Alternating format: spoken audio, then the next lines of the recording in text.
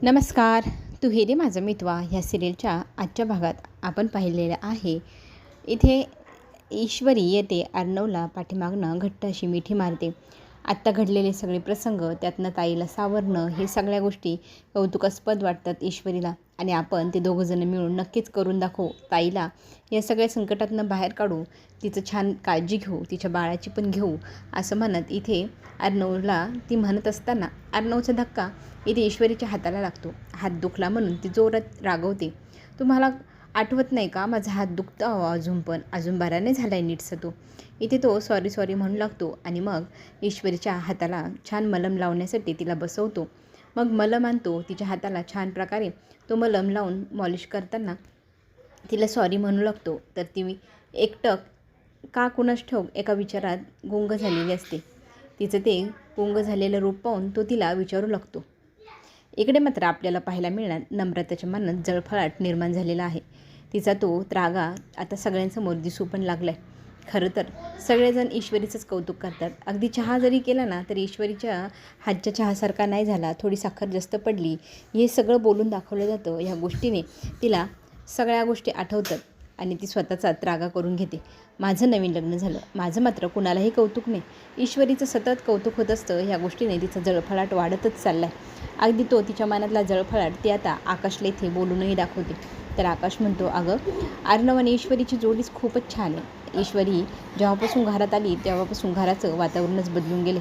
दादा इतका भयंकर होता, राग आला की इतका यायचं त्याला, कधी कुणाचं काही ऐकूनही घेत नव्हता. पण दादामध्ये इतके बदल, इतके फरक जाणवू लागले. हे सगळं फक्त आमच्या ईश्वरी वहिनींमुळेच. ती खूपच समजदार आहे, तिने सगळं काही व्यवस्थित हँडल केले. हे सगळं कौतुकास्पद ऐकल्यानंतर आता नम्रता म्हणू लागते, अहो आपलं लग्न झाले, आपल्याकडे कुणाचंही लक्ष नाही, आपण नवीन कपल आहोत, न्यू वेड, पण कोणी आपल्याकडे ध्यानही देत नाही. ह्या गोष्टीचा मला फार संताप होतो आहे. सतत ईश्वरी अर्णव त्या दोघांव्यतिरिक्त घरात दुसरं काही नाहीच आहे का? तर इथे आकाश म्हणू लागतो, असं काय म्हणते, दादा आणि वहिनी ह्या घराचा बेस आहे, ते महत्त्वाचे आहेत. ती म्हणते मला मान्य ते महत्त्वाचे, पण कुणाचंही माझ्याकडे लक्ष नाही. मी नवीन लग्न झाली आहे, तुमच्या घरात आली आहे, तुम्हीसुद्धा माझ्याकडे लक्ष देत नाही असं ती रागारागाने बोलून उठून चाललेली असते. तिचा हात पकडून आकाश तिला थांबवतो आणि मग तिला समजूत घालण्याचा प्रयत्न करतो. तात्पुरत्या स्वरूपाची का होईना त्याने तिला जवळ घेऊन समजूत घातले, पण हा राग हळूहळू तीळ वाढत जाणार याच्यात काही शंकाच नाही. ते सगळं तिचं भयंकर रूप आपल्याला पुढे पाहायला मिळणारच आहे. नम्रता अशी तशी साधी मुलगी नाही, हेही आपल्याला पुढे पाहायला मिळेल. आता इथे अर्णव हा आपल्या ईश्वरीला विचारत असतो, तू कसला विचार करतेस का? तर ती त्याला नाही म्हणते. तो तिला हट्टाने विचारू लागतो. तर ती त्याला सांगू लागते, राकेशचा प्रश्न आपण मार्गी तर लावला आहे आणि तो सगळ्यांसमोर आलाही, पण आता आपण इतक्या दिवसापासून ज्या गोष्टीसाठी धडपडतो आहे ती गोष्ट अजूनही मागेच राहिली. ती म्हणजे आई आणि बाबांना अडकवणारी ती बाई कोण होती ते शोधणं बाकी राहिले, त्याचा शोध घ्यायला हवा. तरी ते ईश्वरीला डिटेक्टिव्हगिरी जरा कमी कर, आधी हात बरा होऊ दे मग कर. तर ईश्वरी रागवते, डिटेक्टिव्ह म्हणताय मला? तर तो म्हणतो, अगं मला मान्य आहे, पण आता तुझा हात बरा होऊ दे, मग आपण पुढे काय करायचं सविस्तर ह्या विषयावरती बोलू.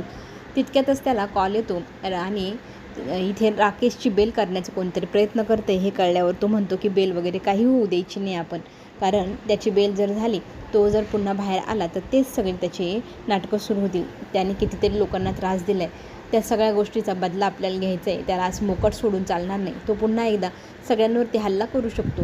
ही गोष्ट ही भयंकर आहे असं म्हणत बोलत तो रूमच्या बाहेर जातो. ईश्वरी रूममध्ये राहते. आता काय झालं आहे की घरामध्ये सायरन वाजू लागलं आहे. आग लागली की सायरन वाजतो घरात.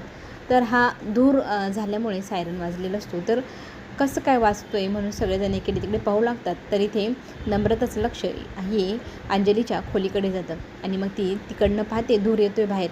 तर ती सगळ्यांना जोरात ओरडून सांगू लागते, तिकडे बघा अंजलीताईच्या खोलीतनं धुराचा वास येतो आहे, त्याच्यामुळेच बहुतेक हे सायरन वाजतं आहे. काय झालं असेल तिच्या रूममध्ये म्हणून सगळेजण धावत पळत तिकडे गेलेले असतात. तिकडे गेल्यानंतर ती इथे कागद जाळत बसलेली असते. अगदी लग्नाचे फोटो सगळे आठवणी ती आता त्या अग्नीमध्ये स्वाहा करत असते. सगळेजण आश्चर्यचकित होतात आणि अंजलीला विचारू लागतात, काय करतेस तू? तर अंजली सांगू लागते, मी माझ्या आठवणी सगळ्या काही पुसून टाकते. इतके दिवस मी अंजली राजेश भोसले होते, पण आता मी पुन्हा अंजली रमाकांत शिर्के होणार.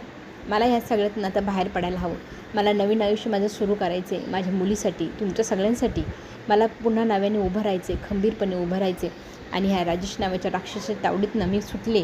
त्यातनं मला मुक्ती मिळाली. आता मी कुठल्याही बंधनात अडकणार नाही. फक्त तुमची अंजली म्हणून मी जगणार आणि माझं आयुष्य घालवणार.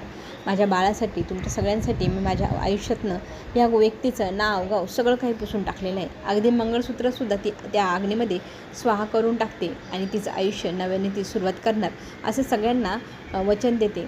आणि मुळू रडत बसणारी अंजली ती होणारच नाही असंही ती सगळ्यांना सांगते. खंबीर अंजली सगळ्यांना पाहायला मिळणार. एका मुलीची आई जी कष्ट करील, मुलीला लहानचं मोठं करील आणि तुमच्या सगळ्यांसाठी मी जगणार. तुम्ही सगळी मंडळी माझ्यावर खूप प्रेम करतात. तुमच्या सगळ्यांसाठी मी माझं आयुष्य नव्याने सुरू करेल असं म्हणत ती आता तिच्या सगळ्या आठवणी त्या अग्नीमध्ये टाकते.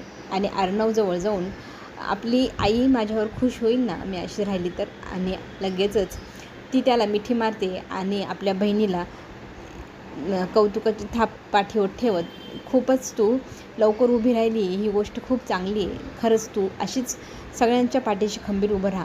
आम्हाला तू आमची मोठी आई ह्या नात्याने हवी आहे, बहीण हवी आहे आम्हाला असं म्हणत तो तिला खंबीरपणा देतो.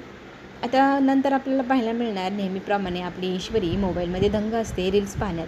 तर अर्णव तिला म्हणतो असतो, रील्स वगैरे पाहू नको, किती मोठ्याने आवाज करून पाहते. तर ती म्हणते, नाही हो थांबा, मी 2 मिनटं बघतेच.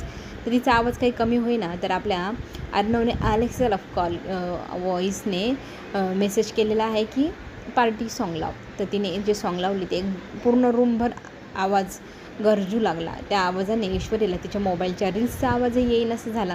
ती त्याच्याकडे रागारागाने पाहू लागली. 2 लहान मुलं जशी भांडावी तशी भांडतात.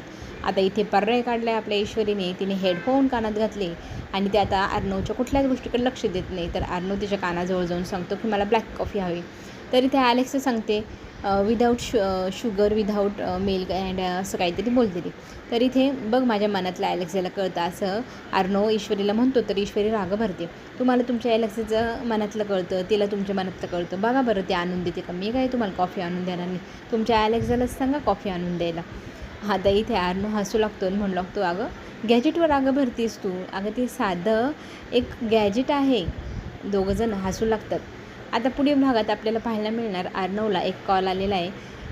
ईश्वरीवर हल्ला करणारे व्यक्ती आता सापडलेले, ते पोलिसांच्या ताब्यात आहे. उद्याच जाऊन आपण त्यांना भेटू आणि ती बाई कोण होती त्याचा शोध लावूया. हे सगळं प्रकरण आता वल्लवीच्या कानावर पडले. आता त्या दोघांच्या अगोदर वल्लवी तिथे पोचणार आणि उमाकांतचं काम तमाम करणार. तिने ठरवले उमाकांत जिवंत जर राहिला तर माझं नाव घेईल, मला माझ्या सेफ्टीसाठी हे करावंच लागेल. आणि ईश्वरी अर्णव सकाळी काही पोलीस स्टेशनला जाऊ नये त्याच्यासाठी तिने काय केले, तर इथे जळते कोळसे आणून ठेवले ईश्वरीच्या रूममध्ये आणि तिला उठवलं.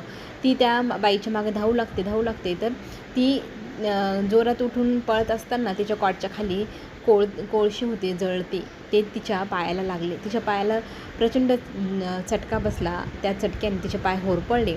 आता होरपळलेल्या पायांनी तर काही ईश्वरी आपल्या पोलीस स्टेशनला भेटायला त्या लोकांना जाणार नाही. या गोष्टीचा वल्लवी आता फायदा घेणार. अर्णव मात्र आश्चर्य करतो की असं कसं होईल, तुझ्या पायाखाली कोणी टाकलं असेल हे सगळं, त्या सगळ्याचा शोध लावायला हवा. याचा अर्थ आपण काय समजायचा, आपल्या घरातच ती व्यक्ती आहे आणि आपल्यामध्येच वावरते. त्या व्यक्तीचा शोध लावणार का ईश्वरी अर्णव? पुढे येणारे ट्विस्ट पाहण्यासाठी चॅनलला नक्की लाईक करा, सबस्क्राईब करायला विसरू नका. आपण पुन्हा भेटूया, तोपर्यंत घेऊ छोटीशी विश्रांती. धन्यवाद.